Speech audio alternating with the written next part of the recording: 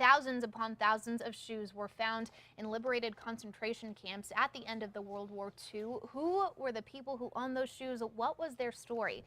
In this week's Theater Thursday, the Shoes Room takes a compelling look at that, and here with more on the play and what audiences can expect from this historical interpretation are Sherry and Elias. Did I say it right? Elias. Elias. Oh my gosh, I guess every time. You can say whatever you want. Okay, good to know. So let's start with kind of the background. How did this kind of come about as far as the idea of the production? I visited the Holocaust Museum in Washington, D.C., and there is a room that you walk into, and there's 4,000 shoes just sitting there, and I was rooted there for quite a while.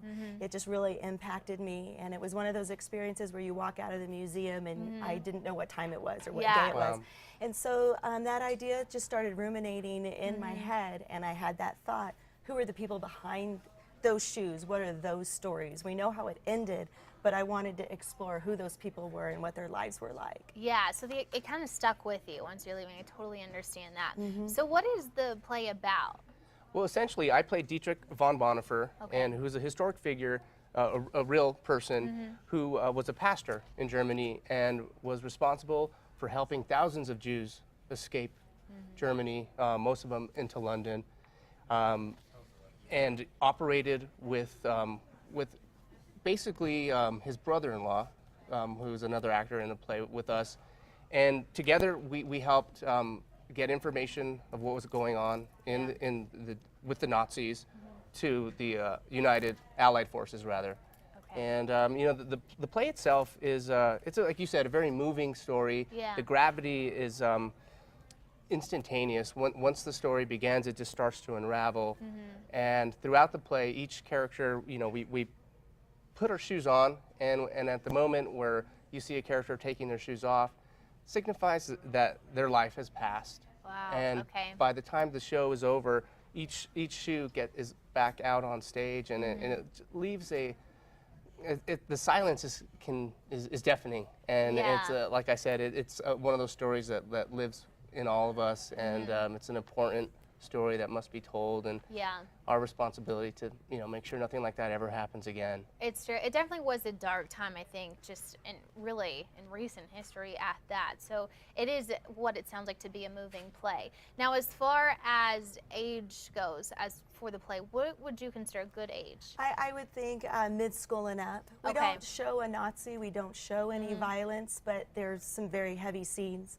And so that's probably an appropriate age. Okay. And as far as the dancing goes, is there a It's little amazing. bit of dancing here? There's quite a bit of dancing. I'm not a dancer, so Sherry protects me very well. I am an actor. But the dance is beautiful. There's ballet, there's swing, and the music in it, thanks to this young lady here, it's very compelling. I'll say that over and over throughout this interview, but it really is. You know, there's moments where we have some of our actors, our dancers doing swing dance, but in the timeline of history and World War II, you know what is going on globally and what's just about to happen. So they're dancing this beautiful swing dance, and they're having such a good time, but there is this sort of like, as an audience member, you're like, oh, this is so tragic because, you know, it's right before Pearl Harbor, so everyone knows what happened then, and there was, you know, it's a very serious piece and a very powerful message. Yeah, so that's how you're kind of incorporating dance into this kind of like deep meaning play. What is the number one thing you want the audience to take away from this? Just that it really did happen, and the responsibility as human beings that we have to make sure it doesn't happen again. Very nice. Okay, and as far as the details go, where is it going to be? It's at the North Fourth Theater. Okay. We open January 23rd, and tickets can be purchased online at our website. Gotcha. And how much is a ticket? The tickets are $20.